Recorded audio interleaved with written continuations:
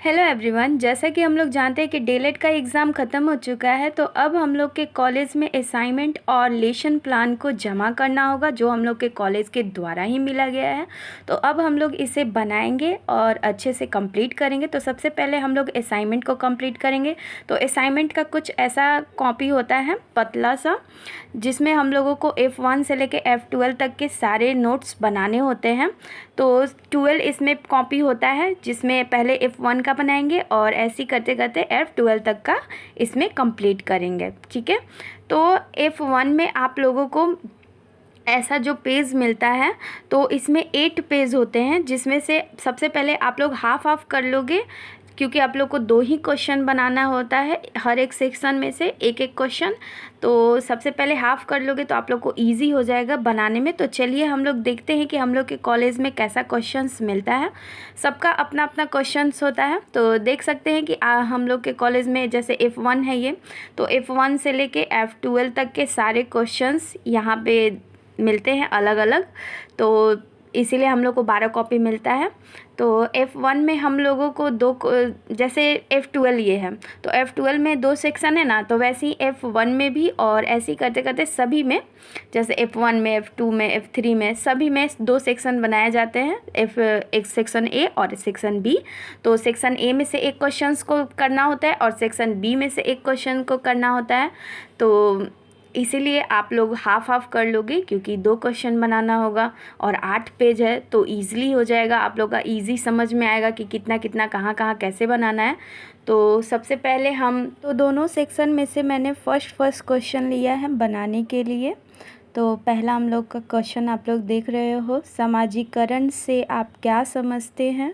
समाजीकरण को प्रभावित करने वाले कारक कौन कौन से हैं? तो इसी को हम लोग डील करेंगे। और सेकंड क्वेश्चन में, जैसे सेकंड जो सेक्शन है, उसमें हम लोग करेंगे प्रमुख बाल अधिकारों के बारे में संक्षिप्त रूप से चर्चा करेंगे। ठीक है, तो पहला जो क्वेश्चन है हम लोगों का, समाजीकरण से आप क्या समझते हैं? तो पहले समाजीकरण को परिभाषित करेंगे, उस कितने प्रकार के होते हैं उसको परिभाषित करेंगे। फिर उसके बाद आगे चल के डिटेल में पता चलेगा आप लोगों को। और लास्ट में आप लोगों को निष्कर्ष ज़रूर लिखना है, दोनों क्वेश्चन में निष्कर्ष ज़रूर लिखना है। तो चलिए अब हम लोग देखते हैं कि हम कैसे बनाए हैं। तो हम लोग सबसे पहले F1 का बनाते हैं। तो ये कुछ ऐसा रहेगा F1 में। तो देख रहे हो आप लोग, F1 लिखा हुआ है यहाँ पे। तो ये F1 का असाइनमेंट है, जिसमें से हम लोग को 2 क्वेश्चन बनाना होता है। सबसे पहले ये देख लीजिएगा, आप लोग का 8 पेज होगा, टोटल काउंट करेंगे आप लोग तो 8 पेज होगा, जिसमें से आप लोग हाफ़ हाफ़ कर लोगे। हाफ़ में एक क्वेश्चन का आंसर लिखोगे, फिर हाफ़ में एक क्वेश्चन का आंसर लिखोगे। तो ऐसे ही मैंने बांट लिया था, आप लोग भी बांट लेना। तो ये है क्वेश्चन का आंसर, समाजीकरण से आप क्या समझते हैं? समाजीकरण को प्रभावित करने वाले कारकों का वर्णन करना है। ठीक है, तो पहले समाजीकरण को परिभाषित करेंगे। समाजीकरण 2 प्रकार के होते हैं, तो इन दोनों को भी परिभाषित कर देंगे। तो आप लोग स्क्रीनशॉट ले सकते हो।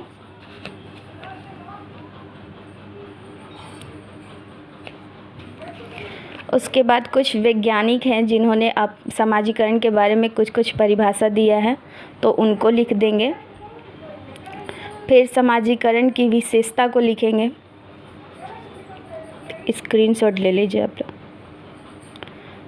अगर मेरे वीडियो क्लियर ना हो तो आप लोग सेटिंग में जाकर वीडियो को हाई क्वालिटी में कर दीजिएगा, तो साफ साफ क्लियर आप लोगों को दिखने लगेगा। ठीक है,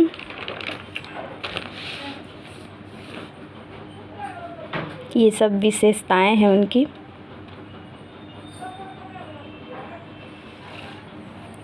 और फिर इसे डायग्राम बनाएंगे, जो भी समाजीकरण को प्रभावित करने वाले जो कारक थे उसका डायग्राम बनाएंगे। और इन डायग्राम में जितने भी हम लोग कारक को लिखे हुए हैं, इसको हम लोग परिभाषित करेंगे।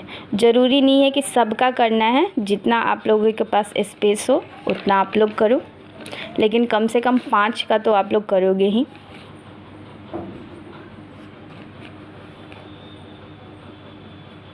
जैसे मैंने माता पिता परिवार को एक साथ रख के किया है, फिर दोस्त को किया है, तो आप लोग लिख सकते हो। फिर पड़ोसी, फिर जेंडर, आर्थिक स्थिति, ये सब प्रभावित करने वाले कारक है समाजीकरण को। आनुवंशिकता,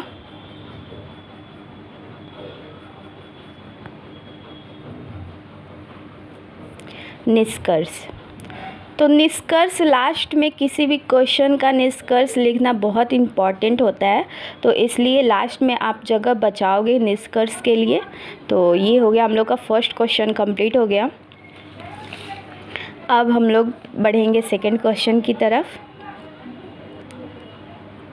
तो आप लोग देख रहे हो सेकंड क्वेश्चन मेरा है सेक्शन बी का फर्स्ट क्वेश्चन है ये। तो प्रमुख बाल अधिकारों के बारे में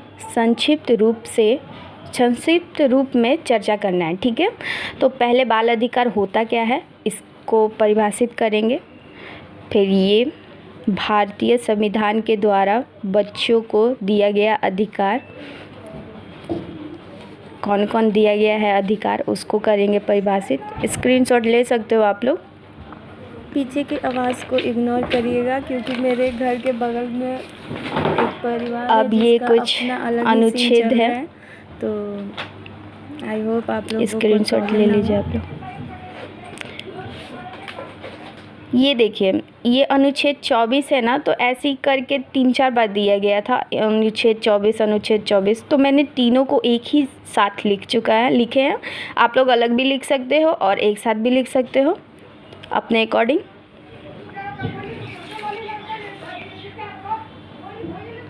अच्छे से साफ क्लियर लिखेंगे एग्ज़ाम में, और अगर कहीं गलती हो जाता है तो वाइटनर लगाकर ठीक कर लेंगे। कॉपी गंदे नहीं होने चाहिए, थोड़े क्लियर होने चाहिए। डायग्राम को बनाएंगे, बाल अधिकार कौन कौन से हैं बाल अधिकार उसके बारे में लिखेंगे और डायग्राम बना देंगे। डायग्राम बनाना बहुत अच्छा होता है, अच्छे मार्क्स आते हैं डायग्राम बनाने से। तो कोशिश करेंगे कि किसी भी क्वेश्चन में हम डायग्राम ज़रूर बनाएं अपने अकॉर्डिंग। आप कलर भी कर सकते हैं, लेकिन मैंने कलर नहीं किया क्योंकि मुझे उतना अच्छा नहीं लग रहा था कलर करने के बाद। तो आप लोग कलर कर सकते हो।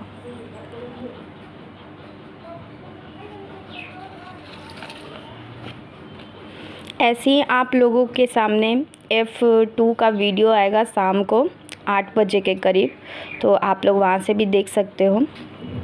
और अभी आप लोग F1 को कंप्लीट करिए। नेक्स्ट 8 या 9 बजे आप लोगों को आ जाएगा F2 का, तो आप वो भी कंप्लीट कर सकते हो और अपने अकॉर्डिंग भी बना सकते हो। जब हम लोगों का ये कंप्लीट हो जाएगा असाइनमेंट, तब मैं लेसन प्लान का वीडियो आप लोग के सामने लेके आऊँगी। ये भी निष्कर्ष है, आप लोग लिखोगे अच्छे से। और उसके बाद ये पूरा हम लोगों का F1 कंप्लीट हो जाता है। अब हम लेकर आएंगे F2 का वीडियो नेक्स्ट वीडियो में। तो और जब हम लोगों का असाइनमेंट कंप्लीट हो जाएगा तो उसके बाद मैं लेसन प्लान पूरा कंप्लीट कराऊंगी। 2-3 दिन में देखूंगी तो असाइनमेंट का वीडियो पूरा डाल दूंगी, जिससे आप लोग को भी प्रॉब्लम ना हो और टाइम भी हम लोग का बचे। फिर उसके बाद लेसन प्लान बनाएंगे लोग और इसका भी वीडियो लास्ट में जाएगा, ठीक है। Thank you. ऐसे ही मेरे वीडियो के साथ बने रहें। Thank you so much.